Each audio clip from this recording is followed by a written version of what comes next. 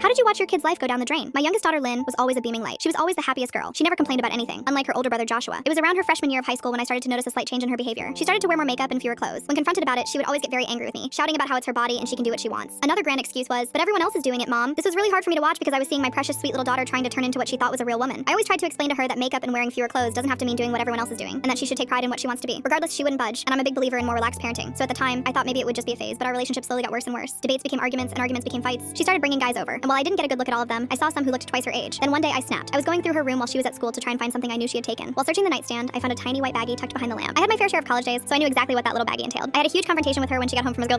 She eventually started to yell at me, and I returned the favor. It got so bad that the next morning, when I checked on her to see if she had left for school, she had vanished. 2 suitcases from my closet had gone missing. I called the police immediately. How could my sweet Lynn do this? Run away from me, the person who loves her most in the whole world. I searched the whole neighborhood, driving for hours around our small town. We found nothing, and neither did the police. After around 4 years of no contact, one of my daughter's friend's moms shared a concerning post with me on Instagram. It looked like a video of my daughter in a news report. At first, I didn't understand why she would be on the news, but then I saw the headline, "Intimacy Workers Uproar in the South Side of Town." I couldn't believe it. There was no way my daughter had really gone down that rough path. The more I examined her in the clip, the more she looked drugged out of her mind. Tears started instantly flowing from my eyes. Here I was, sitting in my bedroom, watching my daughter's life spiral out of control, and there was nothing I could do about it. The video was from Los Angeles, California, and I lived in a small town in Texas. After a few days of living with this news, I decided that it was only right to go and look for my daughter. I booked the next available flight to Los Angeles and made my way there in less than a couple of days. The next few weeks consisted of me getting in my rental car and searching all over the south side of town, just like the news report had said. I would pick a street, drive all the way down until it seemed to end, go over a block, and repeat. I knew the chances of me seeing her were slim, but I had no other choice at that point. I knew the police were really no help, so I didn't bother contacting them. One day, a miracle happened. I was driving down a desolate, rundown neighborhood when I saw what looked like my daughter's distinct features. I got closer, rolled down my window, and shouted her name, Lynn. She turned around instantly, and there she was, my beautiful baby girl. I got out of my car and ran to her. To my surprise, she started running toward me. Mom, Mom, she cried. We hugged each other like we never had before, tears rolling down each of our faces. It was truly a moment I'll never forget. She got into my car, and after about 10 minutes of hugging and crying, I took her to get food and sit down to talk. She still looked drugged out, and I could tell she was hurting. When we were eating, I thought we would have a good conversation, catching up on things. Instead, she sat there with a dull look on her face the whole time, not really showing any emotion. I didn't know if this was the substances talking, but it really spooked me. I got her to talk a little near the end of dinner, but after we finished, I got into my car expecting her to follow. She didn't. She just stood there, staring at me. I asked her what she was doing. Didn't she want to come back with me and have a fresh start? She came closer and told me something that will haunt me for ages. I can't come, or they will find me and hurt me. That's where I drew the line. I knew I had to get the police involved. I insisted on her coming with me, but she said they were watching and had already warned her without me noticing while we were eating. I told her to stay where she was and not to move as I called the police. While the phone was ringing, I noticed that she seemed to be looking off in the distance. She looked at something, then quickly turned back to me. She hugged me one last time and said, "I'm sorry, but I love you, Mom." Then she ran. She ran faster than I ever could. After that moment, I felt like I was drowning in my own sorrow. I now knew my daughter was in trouble, and I couldn't even protect her when she was right there in my possession. I felt like a failure as a mother, a failure as a protector, and a failure as a human. Seeing my own daughter's life spiral out of control has made me fall into my own pit of despair. I couldn't go back to Texas, not without Lynn. The thought of returning to our home, explaining to Joshua and our extended family that I'd found Lynn only to lose her again, was unbearable. Full story is on my channel and linked below.